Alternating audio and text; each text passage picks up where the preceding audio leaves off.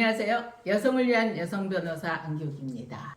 우리가요, 형사 사건 중에서는요, 친고죄라고 하는 게 있고 반의사 불벌죄라고 하는 게 있습니다. 친고죄라고 하는 것은 고소하지 않으면 처벌은커녕 수사도 할 수 없는 게 친고죄고요. 그 다음에 반의사 불벌죄는 죄는 인정이 돼요. 그런데 수사 중에 혹은 법원의 재판 중에 1심 법원이 끝나기 전까지는 해야 됩니다만 피해자가 가해자에 대해서 형사처벌까지 받는 건 원하지 않는다. 이렇게 처벌 불원의 의사를 표시한 경우에는 피해자의 의사에 반해서 처벌하지 않는다. 이런 게 있어요. 교통사고로 중한 상해를 입은 피해자가 경찰 수사를 받을 때 불처벌 의사를 밝혔다가 나중에 검사가 전화를 해서 물어봤더니 처음에는 조건이 없이 처벌을 원하지 않아요 라고 했다가 나중에는 합의가 전제로 처벌을 하지 않아요 이렇게 말을 바꿨어요. 이랬을 때 이 불처벌 의사가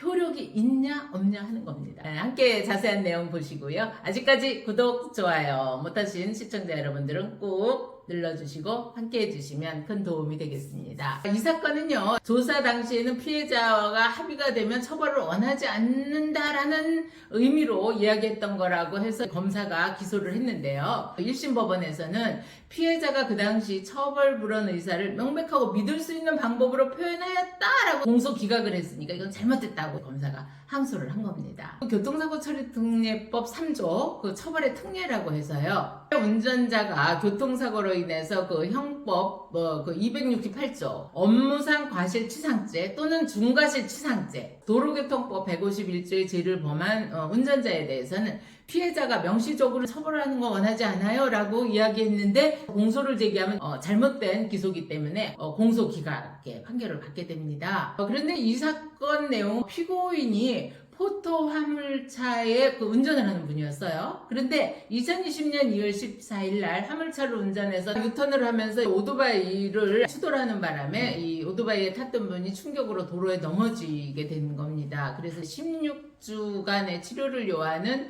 간부, 골절 등의 중상해를 입힌 사례입니다. 여기에서 문제가 됐었던 것이요. 처음에 경찰관에게 조사를 받을 때는 처벌까지는 안 해도 되죠. 실수를 한 건데요. 라고 얘기를 했대요. 그러면 반의사 불벌죄가 된 거란 말입니다. 그런데 그 다음에 이제 검사가 피해자에게 전화를 해서 의사를 확인해 보니까 합의가 되지 않았기 때문에 피고인 처벌해야 되는 거 아닙니까? 라고 진술을 했고요. 피해자가 이제 진술 번복을 하니까 검사가 불처벌 의사를 바꿔서 처벌하는 걸를 해달라 라고 했는데 이게 공소가 제대로 된 거냐 안 된 거냐 이게 문제가 된 겁니다. 항소심에서는요 일단 반의사 불벌죄에서 피해자가 처벌을 희망하지 아니하는 의사표시나 처벌을 희망하는 의사표시에 철회를 하였다고 인정하려면 피해자의 불처벌 의사 표시했을 때 진정한 의사가 명백하게 믿을 수 있는 방법으로 표현이 돼야 된다. 그런데 이 피해자는 처음에 사법경찰관으로부터 조사를 받을 때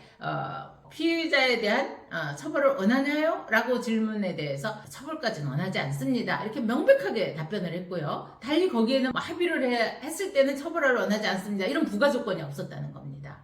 두 번째, 그 피해자가 당시 진술된 조서 말미에 이상의 진술은 사실인가요? 라고 하는 질문에 자필로 예! 라고 기대했고요. 그 다음에 거기 무인까지 찍었단 말입니다. 그 다음에 피해자가 이 진술조서를 다 열람한 후에 수사과정 확인서에다가 이 기재사항에 더 이상 이의를 제기하거나 의견 진술 여부 난해도 없음이라고 기재한 사실이 인정된다. 라고 한다면 피해자가 처음 경찰에서 진술을 할 때 조건부 처벌 불원의 의사표시를 한 걸로 볼 수가 없다.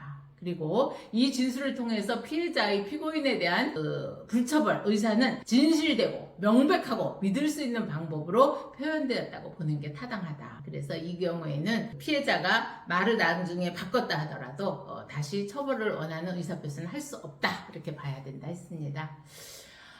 시청자 여러분들이 이런 형사사건의 연루가 안 돼야 되겠지만은요, 이 경우에 이제 피해자 입장에서 봤을 때 항상 진술은 일관돼야 됩니다. 그러니까 처음에 이렇게 얘기했다가 이게 좀 불리할 것 같아 말을 바꾸다 보면은요, 요 작게 바꾼 말을 또 합리적으로 하다 보면 자꾸 이제 보태지는 거죠. 그랬을 때는 진술의 신빙성이 떨어지기 때문에 수사에서는 매우 불이익한 처분을 받을 수 있다는 거 기억하시면 좋겠습니다. 오늘도 행복한 날 되십시오.